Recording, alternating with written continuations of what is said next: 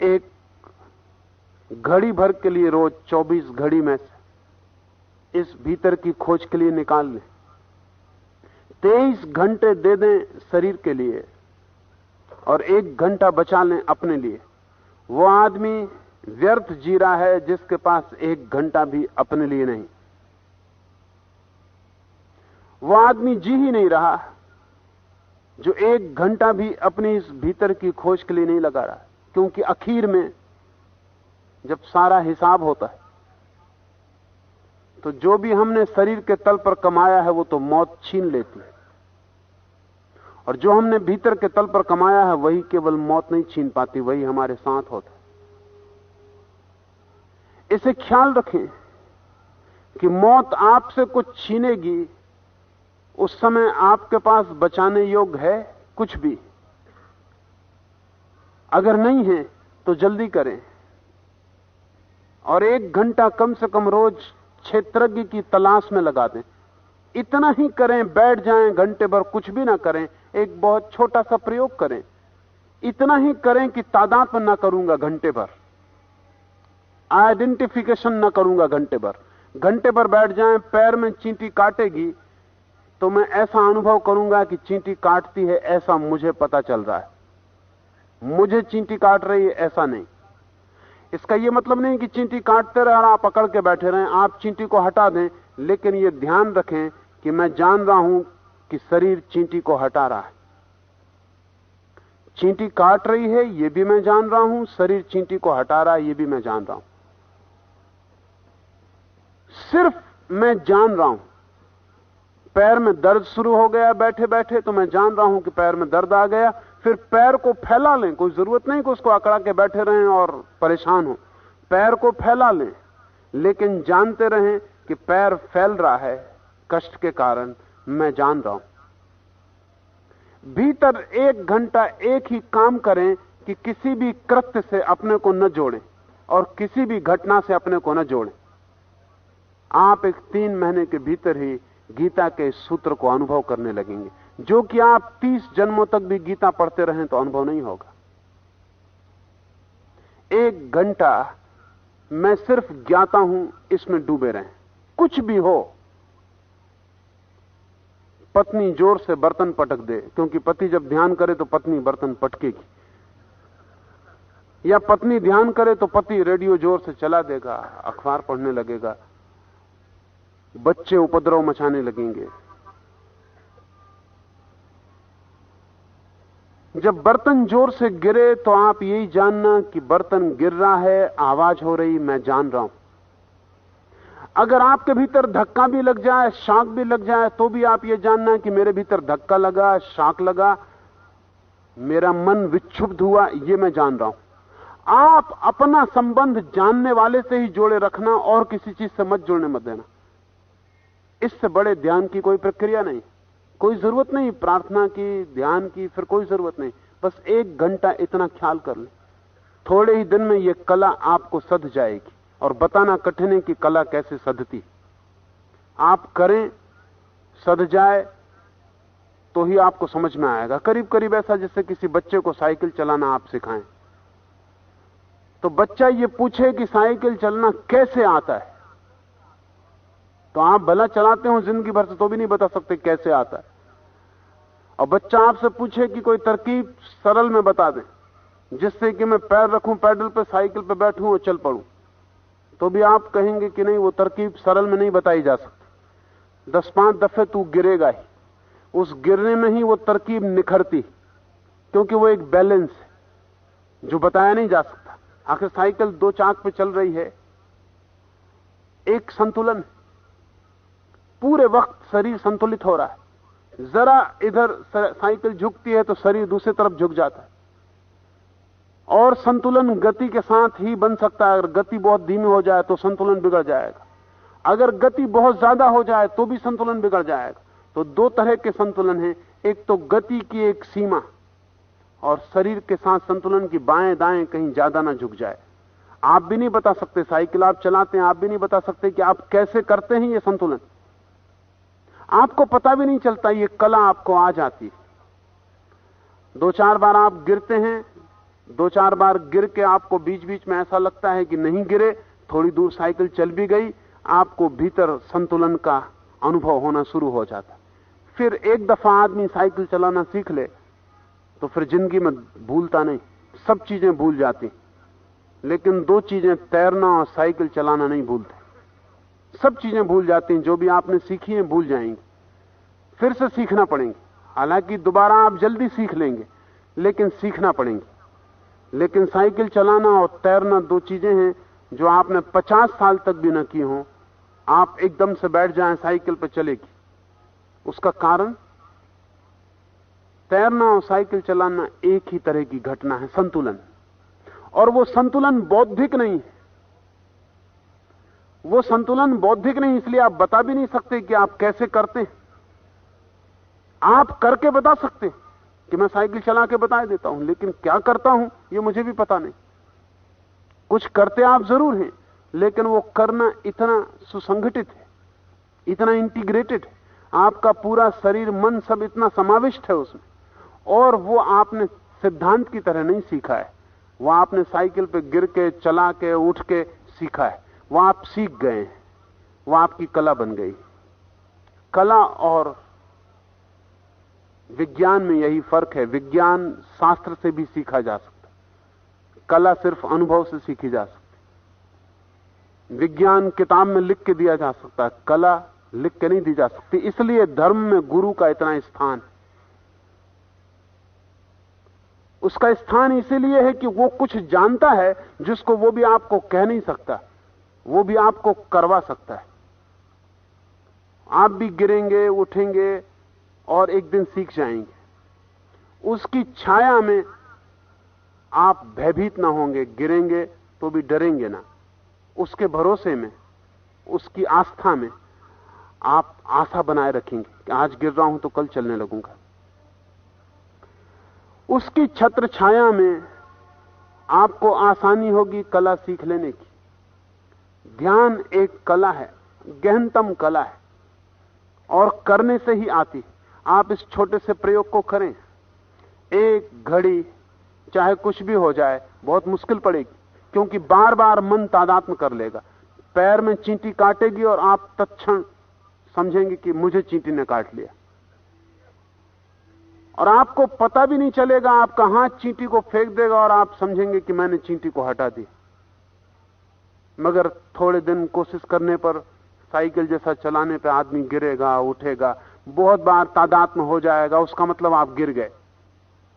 कभी कभी तादात्म्य छूटेगा, उसका मतलब 2 कदम साइकिल चल गई। लेकिन जब पहली दफा 2 कदम भी साइकिल चलती है तो जो आनंद का अनुभव होता है, आप मुक्त हो गए, एक कला आ गई, एक नया अनुभव। आप हवा में तैरने लगे।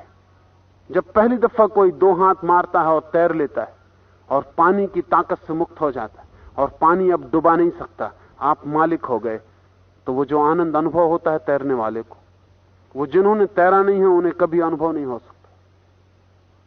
पानी पर विजय मिल गई।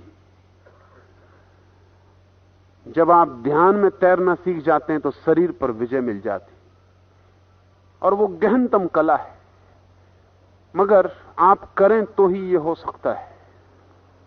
और ये सूत्र बड़ा कीमती है। ये साधारण मेथड और विधियों जैसा नहीं है कि कोई किसी को मंत्र दे देता है कि मंत्र बैठ के घोंटते रहो, कोई कुछ और कर देता है। ये बहुत सीधा, सरल, साफ, लेकिन ज्यादा समय लेगा। मंत्र इत्यादि का जप करने से जल्दी कुछ घटनाएं घटनी शुरू हो जाती, लेकिन उन घटनाओं का बहुत मूल्य नहीं है। मंत्र की यात्रा से जाने वाले व्यक्ति को भी आखिर में इस सूत्र का उपयोग करना पड़ता है, और उसे भीतर यह अनुभव करना पड़ता है कि जो मंत्र बोल रहा है वो मैं नहीं, और वो जो मंत्र का जो जपन चल रहा है वो मैं नहीं। उसे अंत में यह भी अनुभव करना पड़ता है कि वो जो ओम का भीतर पाठ हो रहा है वो भी मैं देख रहा हूं, सुन रहा हूं, मैं नहीं। ये सूत्र तो उपयोग करना ही पड़ता है। किसी भी विधि का कोई उपयोग करे, अगर इस सूत्र का बिना उपयोग किए कोई किसी विधि का प्रयोग करता हो तो वो आज नहीं कल आत्म मूर्छा में पड़ जाए। ये सूत्र बुनियादी है। और सभी विधियों के प्रारंभ में, मध्य में या अंत में कहीं ना कहीं यह सूत्र मौजूद रहेगा। इससे उचित है कि विधियों की फिक्र ही छोड़ दें, सीधा इस सूत्र पर ही काम करें। 1 घंटा निकाल लें और चाहे कितनी ही अड़चन मालूम पड़े, बड़ी अड़चन मालूम होगी, भीतर सब पसीना पसीना हो जाएगा, शरीर नहीं, भीतर बहुत पसीना पसीना हो जाएंगे। बड़ी अड़चन मालूम पड़ेगी, हर मिनट पे चूक हो जाएगी, हर बार एक चीज से बचेंगे और दूसरी चीज में तादात्म्य हो जाएगा। लेकिन जारी रखें और किसी चीज से जुड़े मत, और एक ही ख्याल रखें कि मैं जानने वाला, मैं जानने वाला, मैं जानने वाला। मैं ऐसा कह रहा हूं इसका मतलब नहीं कि आप भीतर दोहराते रहें कि मैं जानने वाला, मैं जानने वाला।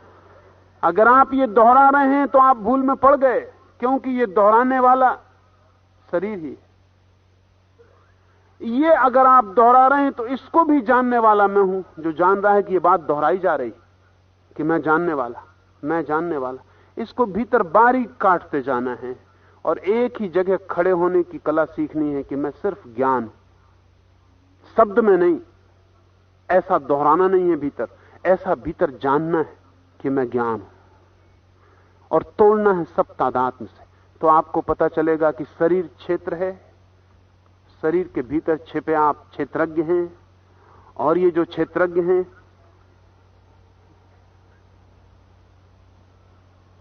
ये कृष्ण कहते हैं मैं ही हूं। इस भेद को जो जान लेता है वही ज्ञानी है। इसलिए वह क्षेत्र जो है और जैसा है, तथा जिन विकारों वाला है और जिस कारण से हुआ है, तथा वह क्षेत्रज्ञ भी जो है और जिस प्रभाव वाला है, वह सब संक्षेप में मेरे से सुन। कृष्ण कहते हैं अब मैं तुझसे कहूंगा संक्षेप में वो सब, कि ये शरीर कैसे हुआ है, ये क्षेत्र क्या है, इसका गुणधर्म क्या है, और इसके भीतर जो जानने वाला है वो क्या है, उसका गुणधर्म क्या है।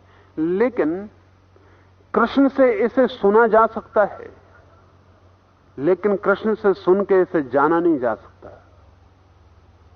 एक बात सदा के लिए ख्याल में रख लें और उसे कभी ना भूलें कि ज्ञान कोई भी आपको दे नहीं सकता। ये जितनी गहराई से भीतर बैठ जाए उतना अच्छा है। ज्ञान कोई भी आपको दे नहीं सकता। मार्ग बताया जा सकता, लेकिन चलना आपको ही पड़ेगा, और मंजिल मार्ग बताने से नहीं मिलती, मार्ग जान लिया इससे भी नहीं मिलती, मार्ग चलने से ही मिलती, और आपके लिए कोई दूसरा चल भी नहीं सकता। नहीं तो बुद्ध और कृष्ण की करुणा बहुत है, क्राइस्ट और मोहम्मद की करुणा बहुत है। अगर वे चल सकते होते आपके लिए तो वे चल लिए होते, और अगर ज्ञान दिया जा सकता होता तो एक कृष्ण काफी था, सारा जगत ज्ञान से भर जाता, क्योंकि ज्ञान दिया जा सकता। लेकिन कितने ज्ञानी हो जाते और अज्ञान जरा भी कटता नहीं दिखाई पड़ता। मेरे पास लोग आते, वो पूछते हैं कृष्ण हुए, महावीर हुए, बुद्ध हुए, क्या फायदा? आदमी तो वैसा का वैसा है, तो क्या सार हुआ? उनका कहना थोड़ी दूर तक ठीक है, क्योंकि वे सोचते हैं कि अगर एक आइंस्टीन हो जाता है तो वो जो भी ज्ञान है फिर सदा के लिए आदमी को मिल जाता है। एक आदमी ने खोज ली बिजली क्या है, तो फिर हर आदमी को खोजने की जरूरत नहीं। आप घर में जब बटन दबाते हैं तो आपको कोई बिजली का ज्ञाता होने की जरूरत नहीं कि आपको पक्का पता हो कि बिजली क्या है और कैसे काम करती। आप बटन दबाते हैं, खत्म हुई बात। अब दुनिया में किसी को जानने की जरूरत नहीं, बाकी लोग उपयोग कर लेंगे। विज्ञान का जो ज्ञान है वो हस्तांतरणीय, वो एक दूसरे को दे सकता है, वो उधार हो सकता है, क्योंकि बाहर की चीज है, दी जा सकती। आपके पिता जब मरेंगे तो उनकी जो वाह संपत्ति है उसका आप अधिकारी हो जाएंगे, उनका मकान आपको मिल जाएगा, उनकी किताबें आपको मिल जाएंगी, उनकी तिजोरी आपको मिल जाएगी, लेकिन उन्होंने जो जाना था अपने अंतरतम में वो आपको नहीं मिलेगा। उसको देने का कोई उपाय नहीं, बाप भी बेटे को नहीं दे सकता, उसे दिया ही नहीं जा सकता जब तक कि आप ही उसे ना पालें। ज्ञान पाया जा सकता है, दिया नहीं जा सकता। उपलब्ध है, आप पाना चाहें तो पा सकते हैं, लेकिन कोई भी आपको दे नहीं सकता। तो कृष्ण कहेंगे जरूर, लेकिन अर्जुन को खुद ही पाना पड़ेगा। खतरा यह है कि अर्जुन सुन के कहीं मान ले कि ठीक मैंने भी तो जान लिया। शब्दों के साथ ये उपद्रव है। ज्ञान तो नहीं दिया जा सकता, लेकिन शब्द दिए जा सकते हैं। शब्द तो उधार मिल जाते हैं और आप शब्दों को इकट्ठा कर ले सकते हैं, और शब्दों के कारण आप सोच सकते हैं मैंने भी जान लिया। आखिर अगर आप गीता को कंठस्थ कर लें तो आपके पास भी वही शब्द आ गए जो कृष्ण के पास थे, और कृष्ण ने जो कहा था वो आप भी कह सकते हैं, लेकिन आपका कहा हुआ यांत्रिक होगा, कृष्ण का कहा हुआ अनुभवजन्य था। अर्जुन के लिए खतरा यही है कि कृष्ण की बातें अच्छी लगें, और लगेंगी अच्छी, प्रीतिकर लगेंगी, क्योंकि मन की कई वासनाओं को पूरा करने वाली, कई अभीप्साओं को पूरा करने वाली। ये कौन नहीं चाहता कि शरीर से छुटकारा हो। एक युवती मेरे पास आई इटली से, शरीर उसका भारी है, बहुत मोटा, बहुत वजनी, कुरूप हो गया, मांस ही मांस हो गया शरीर पर, चर्बी ही चर्बी है। उसने मुझे एक बड़ी मजे की बात कही। उसने यहां कोई 3 महीने ध्यान किया मेरे पास, और एक दिन आकर उसने मुझे कहा कि आज मुझे ध्यान में बड़ा आनंद आया। कि क्या हुआ तुझे? तो उसने कहा आज मुझे ध्यान में अनुभव हुआ कि मैं शरीर नहीं हूं, और इस शरीर से मुझे बड़ी पीड़ा है। कोई मुझे प्रेम नहीं करता, और एक युवक मेरे प्रेम में भी गिर गया था, तो उसने मुझसे कहा कि मैं तेरी सिर्फ आत्मा को प्रेम करता हूं, तेरे शरीर को नहीं। अब किसी स्त्री से आप ये कहिए कि मैं तेरी सिर्फ आत्मा को प्रेम करता हूं, तेरे शरीर को नहीं। तो उस युवक ने कहा कि मैं तेरे शरीर को प्रेम नहीं कर सकता, बिल्कुल असंभव। नहीं, तेरी आत्मा को प्रेम करता हूं, लेकिन इससे कोई तृप्ति तो हो नहीं सकती। उसने कहा आज मुझे ध्यान में बड़ा आनंद आया, क्योंकि मुझे ऐसा अनुभव हुआ कि मैं शरीर नहीं हूं, तो मेरा जो एक गिलानी है मेरे शरीर के प्रति, उससे मुझे छुटकारा हुआ। तो मैंने उससे पूछा कि ये तुझे ध्यान के कारण हुआ, या तेरे मन में सदा से ये भाव है कि किसी तरह ये ख्याल में आ जाए कि मैं शरीर नहीं हूं, तो ये शरीर को दुबला करने की झंझट, इस शरीर को रास्ते पे लाने की झंझट मिट जाए। तो उसने कहा कि ये भाव तो मेरे मन में पड़ा है। असल में मैं ध्यान करने आपके पास आई ही इसलिए हूं कि मुझे ये पता चल जाए कि मैं शरीर नहीं हूं, मैं आत्मा हूं। तो शरीर के कारण जो मुझे पीड़ा मालूम होती है, और शरीर के कारण जो प्रत्येक व्यक्ति को मेरे प्रति विकर्षण होता है, उससे जो मुझे दंश और चोट लगती है, उस चोट से मेरा छुटकारा हो जाए। तो मैंने उससे कहा कि पहले तो तू ये फिक्र छोड़ और ये भाव मन से हटा, नहीं तो तू कल्पना ही कर लेगी ध्यान में कि मैं शरीर नहीं हूं। कल्पना आसान है, सिद्धांत मन में बैठ जाएं, हमारी वासनाओं की पूर्ति करते हो, हम कल्पना कर लेते।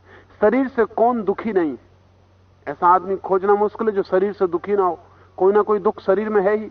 किसी के पास कुरूप शरीर है, किसी के पास बहुत मोटा शरीर है, किसी के पास बहुत दुबला शरीर है, किसी के पास कोई रुग्ण शरीर है, किसी का कोई अंग ठीक नहीं है, किसी की आंखें जा चुकी हैं, किसी के कान ठीक नहीं है, किसी को कुछ है, किसी को कुछ है। शरीर तो 1000 तरह की बीमारियों का घर है। तो शरीर से तृप्त तो कोई भी नहीं है।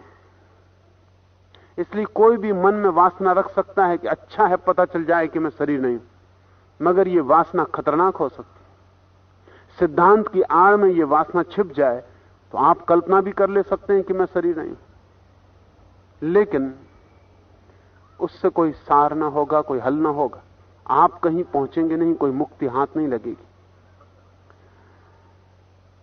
अनुभव वासना रहित, कल्पना रहित और स्वयं का उधार नहीं। ज्ञानी जन क्या कहते हैं ये सुनने योग्य, ज्ञानी जन क्या कहते हैं ये समझने योग्य, ज्ञानी जन क्या कहते हैं ये करने योग्य, लेकिन ज्ञानी जन क्या कहते हैं ये मानने योग्य बिल्कुल नहीं। मानना तो तभी जब करने से अनुभव में आ जाए।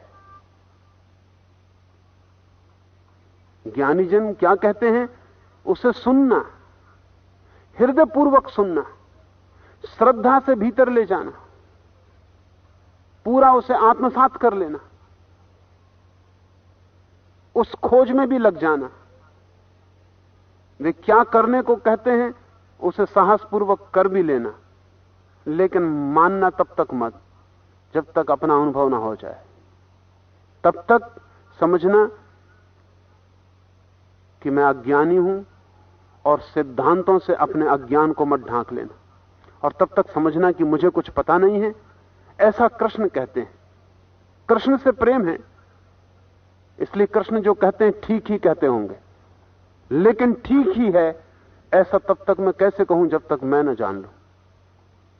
इसका यह अर्थ नहीं कि उन पर अश्रद्धा करना, अश्रद्धा की कोई भी जरूरत नहीं है, पूरी श्रद्धा करना, लेकिन मान मत लेना। मेरा बात का फर्क आपको ख्याल में आ रहा है? मानने का एक खतरा है कि आदमी चलना ही बंद कर देता, वो कहता है ठीक है। अक्सर मुझे ऐसा लगता है जो लोग जल्दी मान लेते हैं वे ही लोग हैं जो चलना नहीं चाहते, जिनकी सस्ती श्रद्धा हो जाती। वे असल में ये कह रहे हैं कि ठीक है, कोई हमें अड़चन नहीं है, ठीक ही है, कहीं चलने की कोई जरूरत भी नहीं, हम मानते ही हैं कि बिल्कुल ठीक है। आदमी इंकार करके भी बच सकता है, हां करके भी बच सकता है। मेरे पास लोग आते हैं तो मैं अनुभव करता हूं, उनको मैं कहता हूं कि ध्यान करो, वो कहते हैं कि आप बिल्कुल ठीक कहते हैं।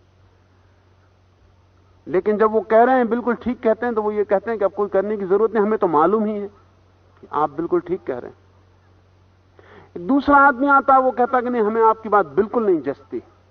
वो भी ये कह रहा है कि बात जचती नहीं तो करें कैसे। बड़े मजे की बात है, आदमी किस तरह की तरकीबें निकालता है। एक आदमी कहता है कि बिल्कुल नहीं जचती, मगर वो जितनी तेजी से कहता है उससे लगता है कि वो डरा हुआ है कि कहीं जच ना जाए, नहीं तो करना पड़े, भयभीत। वो एक रुकावट खड़ी कर रहा है कि हमें जचती नहीं, इसलिए करने का कोई सवाल नहीं। एक दूसरा आदमी वो कहता है हमें बिल्कुल जचती, आपकी बात बिल्कुल 100% ठीक है। लेकिन ये दूसरा आदमी भी ये कह रहा है कि 100% ठीक है, करने की कोई जरूरत नहीं, हमें मालूम ही है कि ठीक।